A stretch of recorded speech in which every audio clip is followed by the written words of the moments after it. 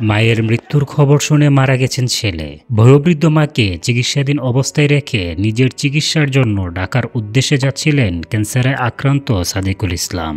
পথিমধ্যে জানতে পারেন মা মারা গেছেন। এরপর নিজেও অসুস্থ হয়ে পড়েন। হাসপাতালে নেওয়ার পর তাকে মৃত ঘোষণা করেন চিকিৎসক। এটি ব্রাহ্মণবাড়িয়ার বিজয়নগর উপজেলার ঘটনা।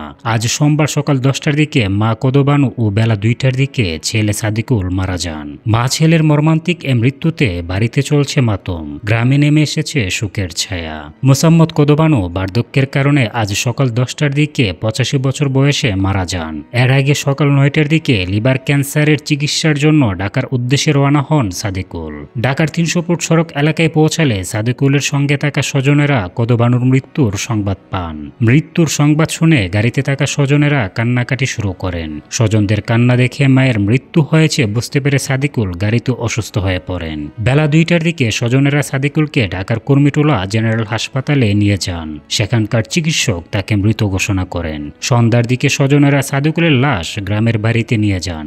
আগামীকাল মঙ্গলবার দুপুরে জোহর নামাজের পর চম্পকনগর কলেজ মাঠে মা ছেলের জানাজা অনুষ্ঠিত হবে। কদবানু বিজয়নগর উপজেলার চম্পকনগর ইউনিয়নের জামালপুর গ্রামের বাসিন্দা। তার ছেলে সাদিকুল ইসলাম উপজেলা আওয়ামী লীগের সদস্য ছিলেন। সাদিকুল দীর্ঘদিন ধরে লিভার ক্যান্সারে ভুগছিলেন। 15 দিন পর পর চিকিৎসার জন্য ঢাকায় যেতেন সাদিকুল। 5 আগস্টের পর থেকে এলাকায় থাকলেও সাদিকুল আত্মগোপনে ছিলেন।